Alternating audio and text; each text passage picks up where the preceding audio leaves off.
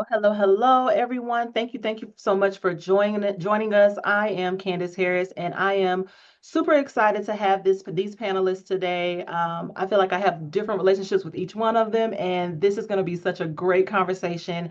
And you all get to get a sneak peek on their thoughts, their experiences in business, and what I would like to do.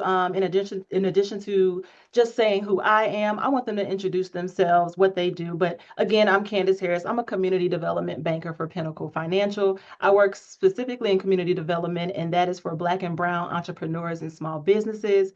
And I would love for each panelist, one by one, to introduce themselves, say who you are, where you work, why this topic of urgency now, women, Black women in business, and where we are in this climate today. And then lastly, because I love a good introduction with a twist, what I would love for you all to tell me is who your favorite Black business is. And that can be someone here locally in Nashville, Tennessee, or a national brand. So let's start with Danielle McGee. Oh, geez. I was sitting here thinking, I know so many of them. Oh gosh, I am Danielle McGee Gibson. I'm the founder of Black Business Boom and Booming University. Our focus is on preparing small business owners to access the capital they need, being prepared for that capital and executing on deploying that capital to actually grow their businesses. We partner with CDFIs to help their clients to access capital and to be prepared for it. And my favorite, it's so hard because I don't want to be, I don't want my businesses to get mad at me. We've served over 2,000 small businesses, so it's hard. But one that's standing out to me today, fresh on my mind, is the Black Candle Company. She is based here in the Nashville area. She's one of our past program participants and one of our loan participants. And she just has an amazing, beautiful brand, amazing products. And she actually has opened up a studio here in Nashville where you can go and pour your own candles and have an experience. So I just love the owner of that business. And like I said, the brand is beautiful and she's very committed to her business and the growth of it. Love that. Thank you so much, Danielle. And the key word from Danielle is capital, and we are going to come right back to that in a future question. Lee, go ahead and introduce yourself. Hello. I am Lee Ashby Rogers. I am the Director of Diversity, Equity, and Inclusion, which actually now it is in Inclusion and Engagement at Bass, Berry and Sims, a big full service law firm here in Tennessee and in Washington, D.C. And I'm sorry. Oh, one of the reasons. Oh, wait. I'm sorry. Do we talk about why we love this topic and then Yes, our Black business? yes. Okay. I love this topic because I deal with Black women all the time. There are very few of them in what we consider big law.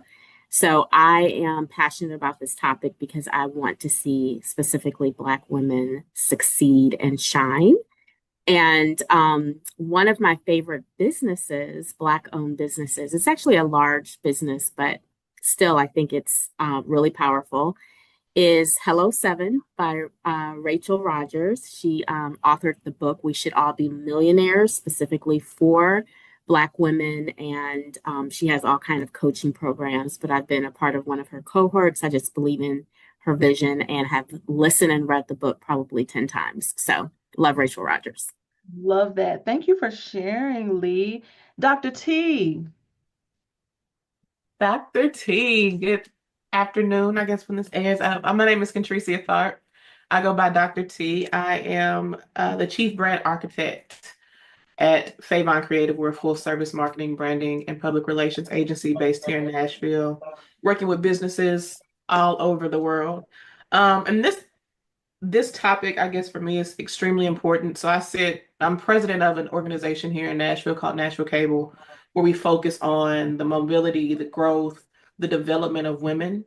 But I'm also a member of the National Coalition of 100 Black Women, where we focus on this and trying to have a conversation around economic development and what it looks like to start, run, thrive in successfully a Black business. So this topic, outside of being a Black entrepreneur, Black woman entrepreneur, this topic is definitely something that hits close to home. And in the words of Issa Rae, I'm having to go with I'm rooting for everybody Black, period. So Right. I just, I think there are some brands that stick out. There are some things about each brand that you have a connection with. But in today's climate, I know that we'll jump into it later, but in today's climate, whoever is winning, I'm a huge fan of you. So I love that. And to wrap us up, Tanisha. Hey everyone, I am Tanisha Westbrook, the co-founder of Shop Black Fest. Um, a little bit about me. So 7 years ago, my husband and I, we both left our corporate jobs in finance and accounting, and we thought it was a brilliant idea to start this festival.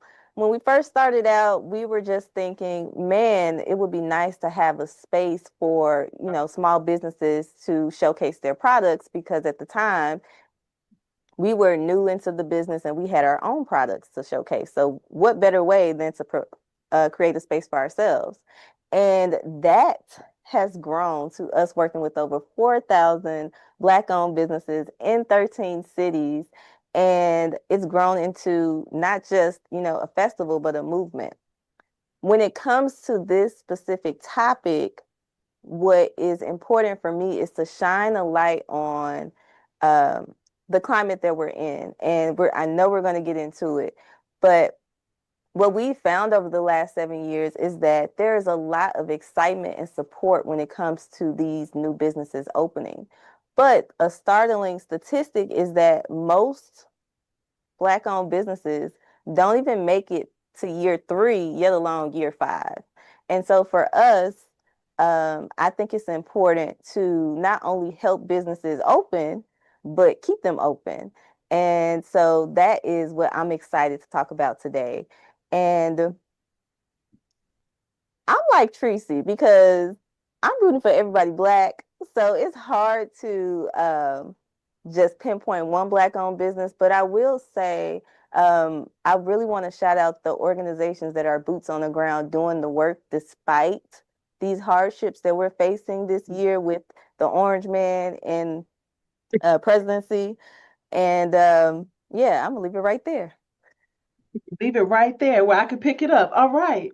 So I will share my favorite Black-owned local business. It is Aja's Boutique, works out of Create Hub. I believe the Black Candle Company also works out of Create Hub right here in Nashville as well. I get my shea butters, but it isn't the hard shea butters. It is the ones that go over smooth. And so shout out to Aja's Boutiques. Well, Danielle, I know you said capital about 5 times. You know, that's a word for me in banking. So let's jump right into the state of Black entrepreneurship. And I want to address this question to you because you literally started a company to address this gap in funding. From your vantage point, are we in growth, survival, or reinvention at this moment? Survival for sure. Most businesses and nonprofit organizations that I'm speaking to are just kind of trying to figure out how we're going to make it. We're seeing programs that were designed to help at least, allocate some contracts toward us. We're seeing those programs go away. We're seeing, a lot of the grants that did come up that were tailored toward minority small business owners, 2021, 2022. We're seeing those programs go away.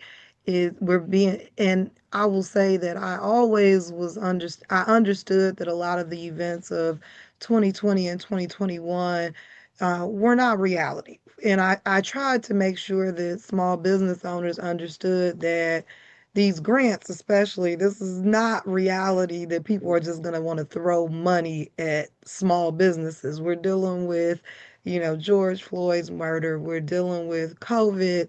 This is an alternate reality that we're living in. But what we did see was that uptick in people starting businesses because they thought that was real. And now we're getting into the nitty-gritty of like what it's really like to access capital as a small business owner. What it's really like to get customers when it's not all these initiatives and all this marketing around support small, support minority, support black. And so this is what the nitty-gritty of what it really means to be a small business owner. But we know as minority owned, as woman owned, it's a different ball game for us. It's always been harder. And so now, although I knew that we were going to see a shift and people were going to no longer be caring like they were in 2020 and 2021, what I did not know is that that it was going to be challenged, that we were going to see the work that we're doing literally be challenged and people get lawsuits, for doing the work. So I didn't predict that. So I knew it would get gradually back to kind of normal, what we knew as normal, but I didn't know that they were going to try to take us back to 1950. Like I didn't expect that. So, it's so many people are kind of at this pivotal point of deciding, do I stay in business? Do I close up shop?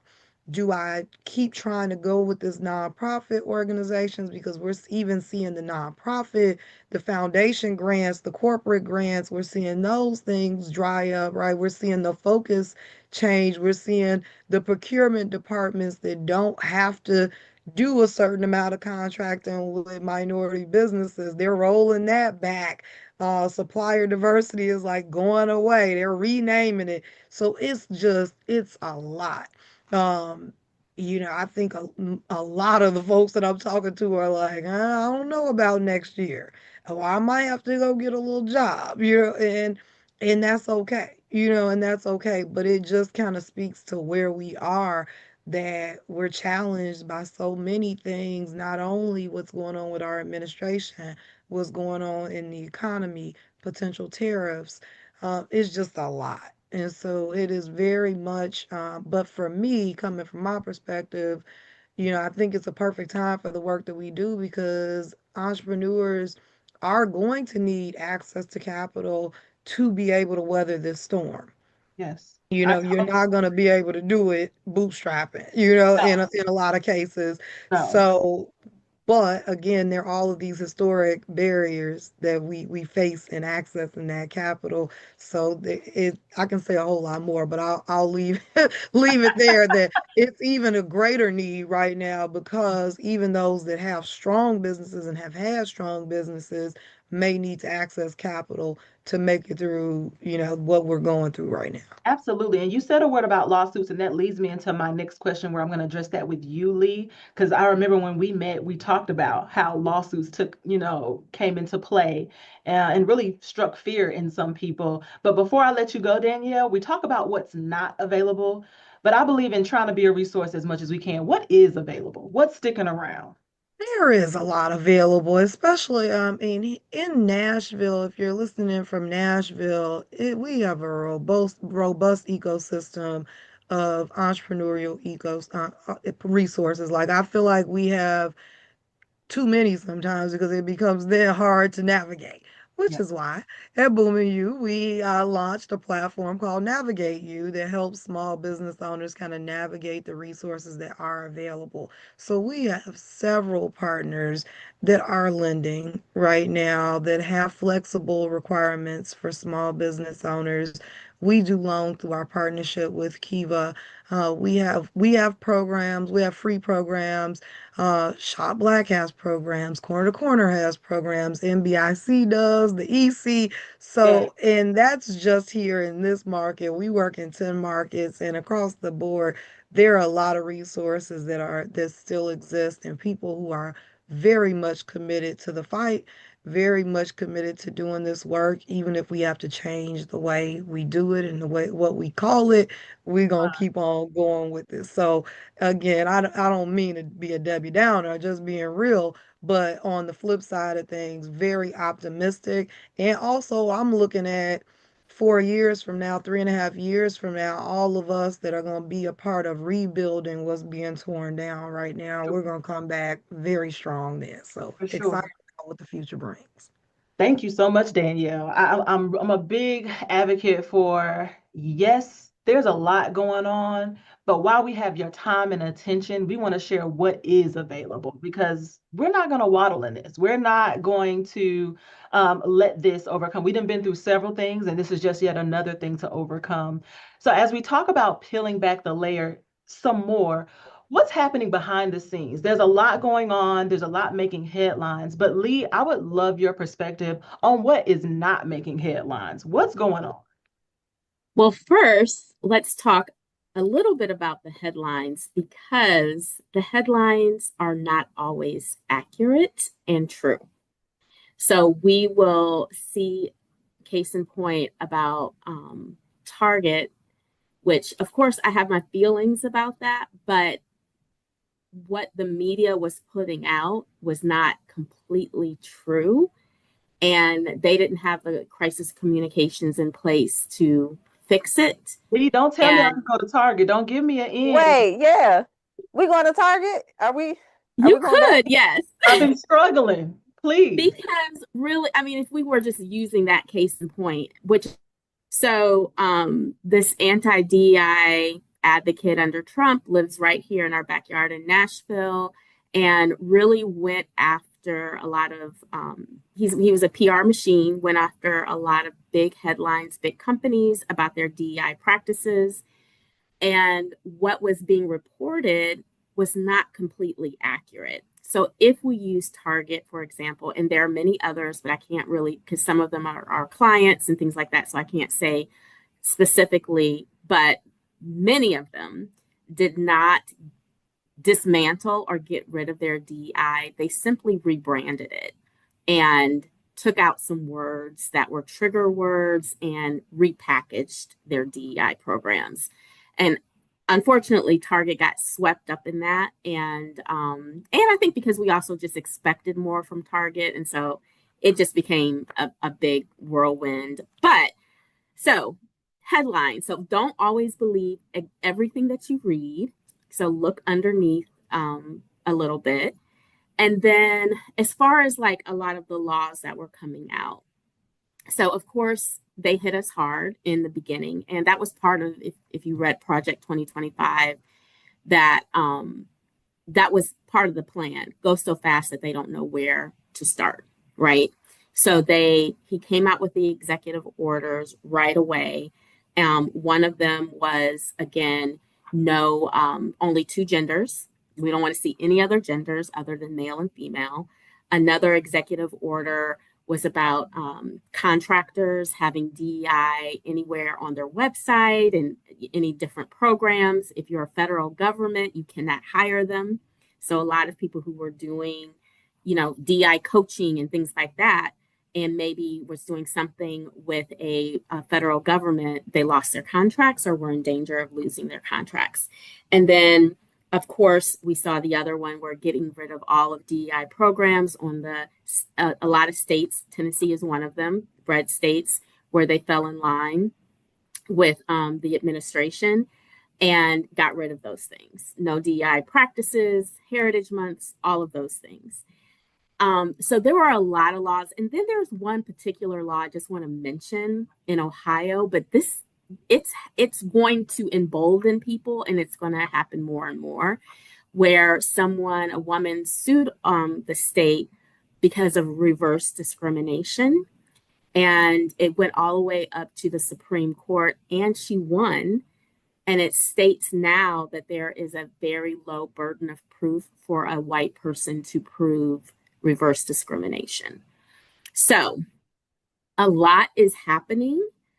And again, like Danielle says, I don't want to be doom and gloom. I believe, again, looking underneath the hood, checking the values of the companies that we are entangled with, we work with, where we're doing business with, and seeing if they're simply rebranding or repackaging things for survival. As I mentioned, my title used to be DEI. We've changed it to inclusion and engagement. Really, our values didn't change, but we knew that our Attorney General in Tennessee, we've we've hit up against some things they did not like. So if the opportunity came, they would come after us. And we wanted to like leave no room for, messing up our values, our flow, our strategy. So you've got to almost take some emotion out of it and be strategic. So that's one of the message I want to give, like the small business owners or business owners that may be watching this. Be strategic. Now is the time to be innovative because we know that the best innovation comes in survival mode when are less resources. That's when we get innovative and we get creative. So get innovative and be strategic. Get your feelings out of it because their feelings are not there. They're just moving fast and it's still coming. So get ahead of it as much as possible. Thank you so much for that insight. I mean, for me, it felt like everyone was scrambling and Yes. there was no strategy. And so, Dr. T, I would love to lean into your expertise. What market or branding shifts are you seeing under the radar? And are we scrambling or are we getting to be more leaning towards strategy? Strategy should always be kind of the foundation, but we have been forced into a position where scrambling is necessary, right? Like everybody right now is operating from this place of necessity and survival, especially when you've built a company and just by it being January 20th, now you're under attack.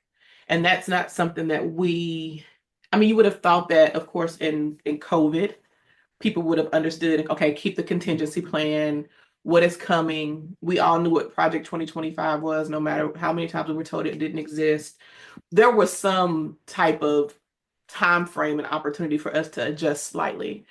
But you just don't think that the inevitable is inevitable until you're in it.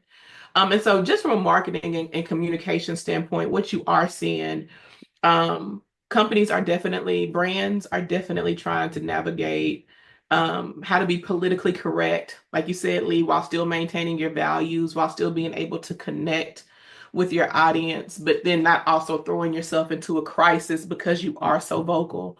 It becomes a catch-22, and you are starting to see, though, where customers and your audience are really, really pulled towards somebody because of their values. So if I feel like, there's some people who are only going to mess with the brands who are vocal and who are loud.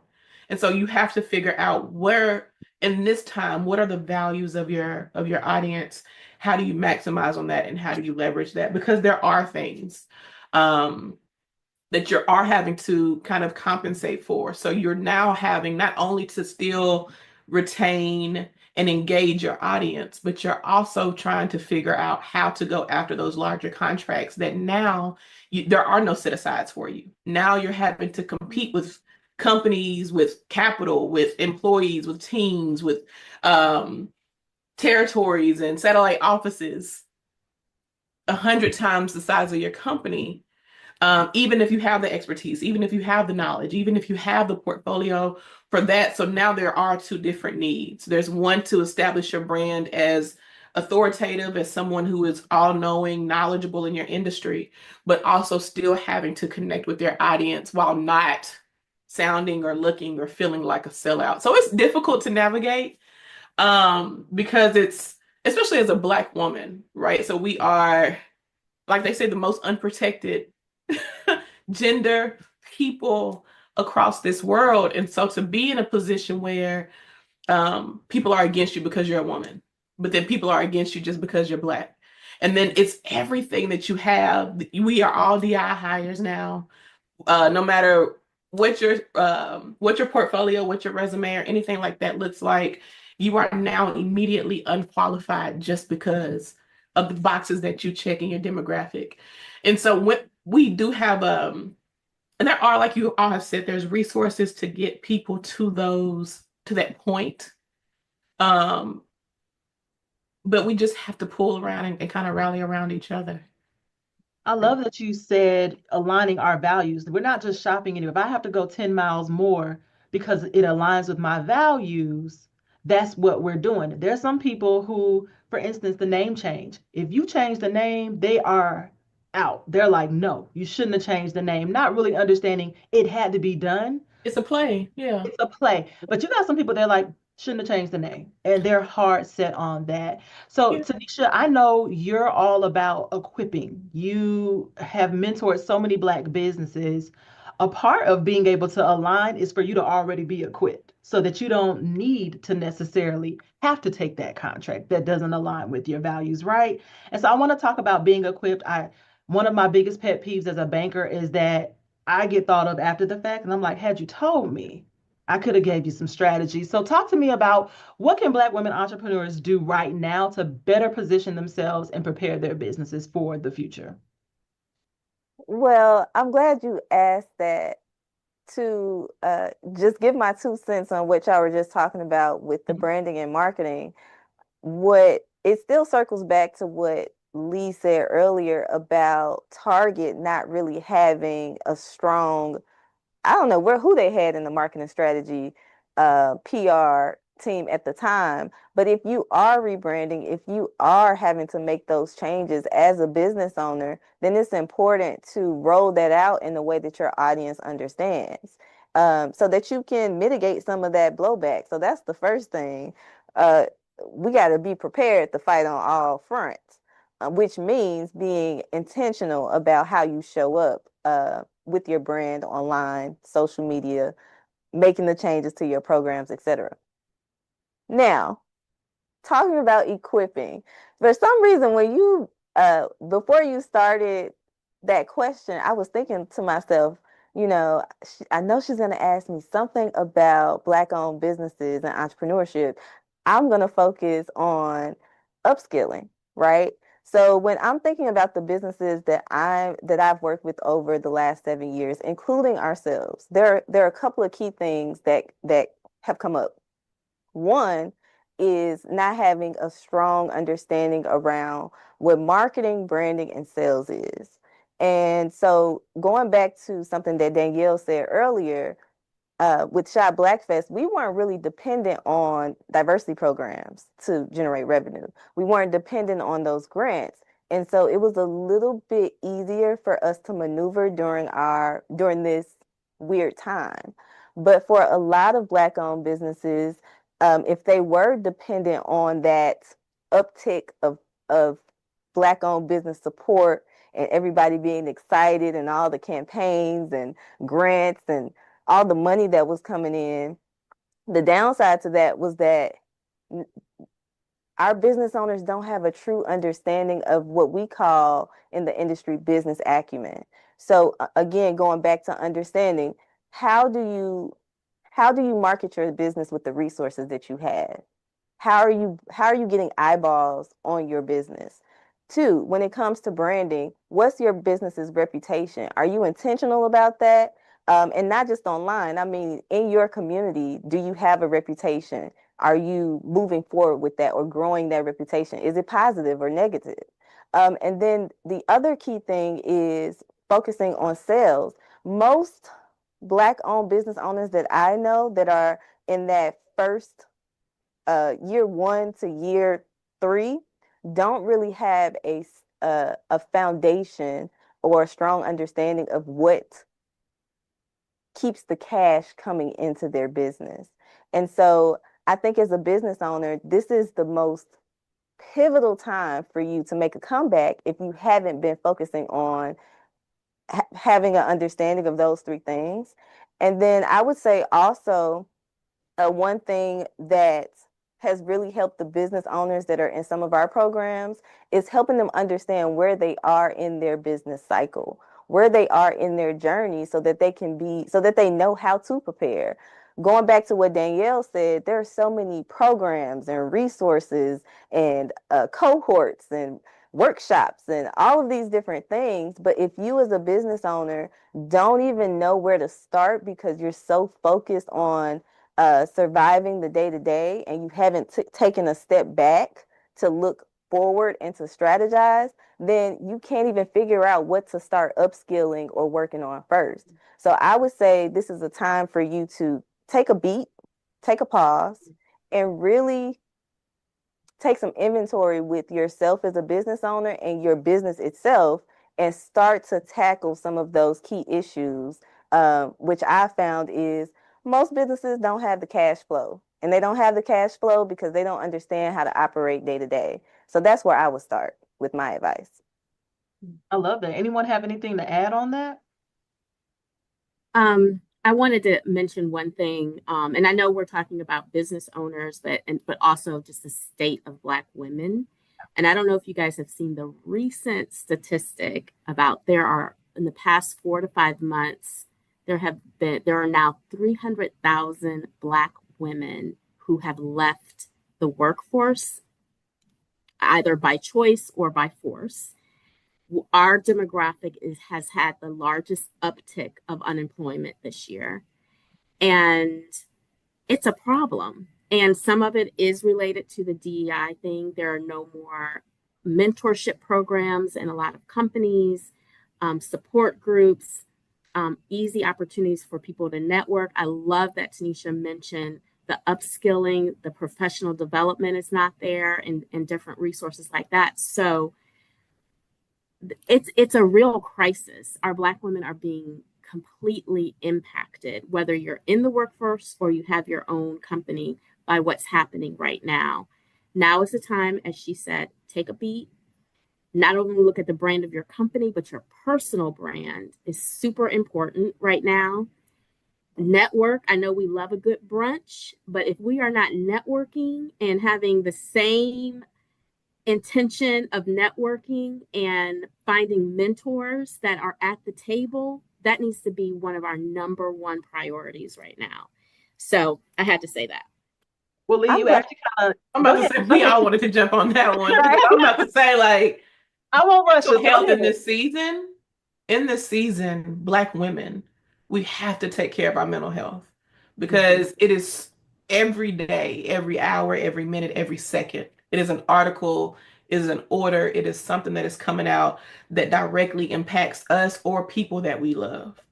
And so while it is, and I get it, I'm like I said, I own my own business, so I get the idea that, if there's no business, if there's no clients, if there's no money being made, then when is it my turn to close my doors? So I get that too. I get that we are in this place of survival and necessity, but we also have to make sure that we protect our minds because if we don't, we have Yes. nothing left to fight with. I'm glad that you went there, Dr. T, with protecting your minds because, and this is just transparent for me as someone. So I left corporate America.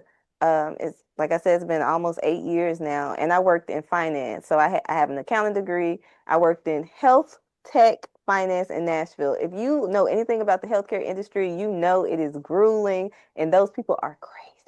Okay, but I left because I wanted to protect my mental health. Well, what they don't tell you is that when you jump into entrepreneurship and you're forced to now depend on yourself and essentially go into this survival mode, I didn't necessarily have the skills to know what it was to protect my mental health. So I'm getting hit from, okay, I have to keep the business alive, but I have to manage a team and I have these responsibilities as a wife, but I also have these responsibilities in my community because I'm a leader there. So all of a sudden, as a woman, I'm like pouring, pouring, pouring, investing into all of these things, including my business.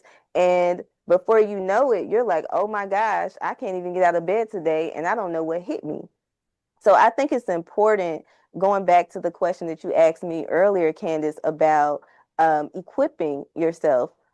Part of that professional development and that personal development is figuring out what works for you as a woman, who are a woman that's in a leadership role, whether you're running a company or you're in corporate America. What are the things that are going to keep your cup full? And for me, it's been a hell of a journey trying to figure that out. I don't know about y'all, but for me, it's been a roller coaster. Dr. T and I are in a group together, and I feel like it's trying to retrain the brain. Rest is revolutionary, especially for a Black body, and we should absolutely not feel guilty. Definitely should not feel lazy because that's not even in our DNA to be lazy. And so I bring these things up because it actually pivots right directly into another question that I was about to go into was, okay, Lee, how do we protect our peace with all these headlines and still advocate for ourselves while being productive and still knowing, okay, before I let my body stop me, I'm gonna stop. How do we do that? Well, I mean, I clearly don't have all of the answers. However, I don't think that networking, mentorship, upskilling, professional development is completely separate from rest. Um, I take the example of Candace and I had lunch the other day, and it was I left feeling completely refreshed, but it was an opportunity for networking and resources and sharing and a lot of those type of things. So I think you can merge the two, find rest, protect your environment and the people that you allow to speak into you. I was having to, when all of the DEI stuff was coming through, I was in charge of reporting out to my firm of everything that was happening. That was traumatic. Like, it was happening to me, but then I had to report it back to y'all because y'all weren't reading the paper. I had to read what was happening to me. And so Mm. I think like protecting how much we're taking in and what we're taking in regularly. It's okay to read something other than a self-help book or a professional development book, but I think it's like building your tribe of people that are going to pour into you and figuring out what your eyes and your ears are listening to all the time and making sure that that's helping you to have that rest and that peace. That's good. Anyone else You have know, I any was help? gonna add, from the business owner perspective, and this, I don't know, this may sound controversial. The more money you have, the more rest you can take. And I see Black women many times not prioritizing building wealth. We want to give back so much. We're giving and giving and giving and giving for no money. And then we're trying to figure out why we can't take no time off because you've been spending all your time volunteering and not making any money. And this was a very, very, very big shift for me. Not only that, we are playing the martyr role many times where we're talking about I'm not even paying myself. I'm just pouring back into business. Like it's cute, and it's not cute. And Not I don't know who told us that that was the move, and it's harmful to us. That narrative is very harmful, just as harmful as the I don't rest, I don't get no sleep sustainable. foolishness. Hustle Yeah. We culture. have it just nonsense. Social media is has us just working backwards Mhm. for accolades and rewards and board seats and all these things that are not even paying us. And so we put ourselves in a position where we're pouring into people, we're pouring into the community, we have no money to show for it, and we tired. It makes no sense. It wasn't until I really changed my mind about 3 years ago and was like, oh, Danielle's gonna get paid because Danielle is doing a lot of work. And Mhm. when I got a financial investor, when I started to learn about retirement options for small business owners, and I'm like, you know what, do I feel like working for the next 20 years? Because if I want to work until I'm 60, then I can just go get a job where it's much easier than what I'm doing every day. I can just go say work for somebody else, show up, put in my little hours, and cut the computer off. You don't do that as an entrepreneur. You working around the clock sometimes. You know, I was working a 9 to 5 and then working the business to 2 a.m. for years. And so it wasn't until I shifted my mindset around what I deserve and that I can do more in my community when I have more, and it has changed my life. My out of office tells folks all summer has been saying, I am resting this summer. I am focused on Danielle and Danielle's family as well as sustainability for my organization because I was so busy that I couldn't even take the time to strategize and think about next year and what do we need to do to shift so that we're sustainable. And so we have to, when we're taking that time, taking that step back, it needs to be of substance, you know, like for us to either pour into ourselves, spend more time with our families, figure out what we're doing next in our lives and our business. We owe that to ourselves as Black women.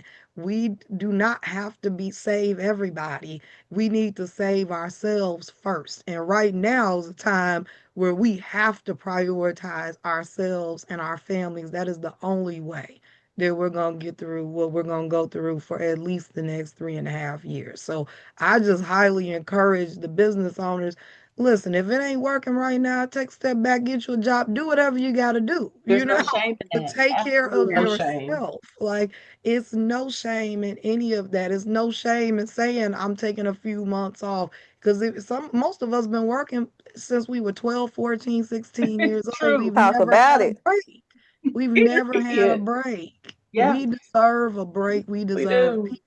We deserve rest. And we, more than anything else, we deserve wealth as Yeah. well. And we need to be focused Absolutely. on getting our money up. Absolutely. You mentioned the whole Pass the concept of offering. Pass the offering plate Right. around. well, Thank y'all for coming to the look, Shop Black look, Tabernacle of Growth. as I close, no, you mentioned the CAPE concept, and one of my classmates, Dr. Raquel Martin, she's a licensed clinical psychologist. She mentioned she has a movement called Burn the CAPE. And when I tell you, it was so refreshing to not be everything for everyone. Because one, who asked you to do it? Nobody. Nope. And then the other thing is not all motion is movement. And I think we get into the hustle and bustle. I was sharing with Dr. T, I have a new type of planner. It's only for 3 months because it keeps me focused, and it's called a focus planner. And what I realized is I was doing a lot of motion, but I wasn't really making much traction. And so we have to realign and not have any shame with realignment. I've had entrepreneurs go back to work, and because they went back to work, they were able to fund their dreams. And then they can come out of there feeling refreshed, feeling like the pivot, there was purpose in that pivot, and get back to it. The purpose is in you, it doesn't die just because you take a pause.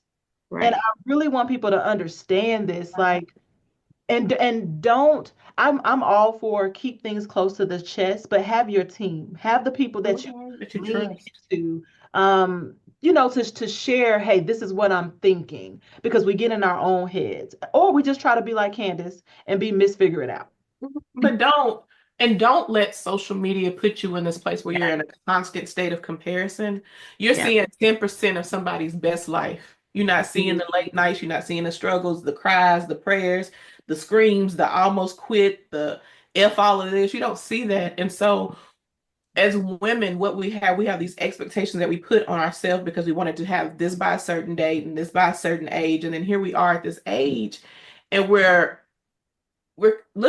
consuming what I say toxic positivity through social media, and immediately the thought is, okay, so how did they, or why did they, or why am I not? And you start to get asked all these questions, but you are exactly where you're supposed to be, doing exactly what you're supposed to be doing, how you're exactly supposed to be doing it, and you will continue to grow. Like, that's the thing that I had to do for myself. My mind was constantly on what's next, what's happening.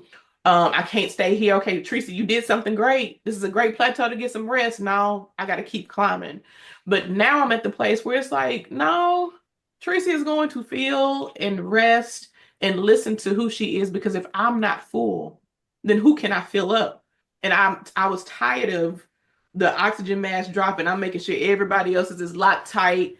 And is your flotation device, like, I'm the flight attendant, but my mask is still, and then we crash and burn and everybody's good, but Tracy's knocked out. So yeah, everything Danielle said, make sure that you get out of that idea that as a woman you have to save everybody, or that is your responsibility to prove to somebody that you're different than people in their past, because that's not your testimony, that's not your job, that's not your purpose.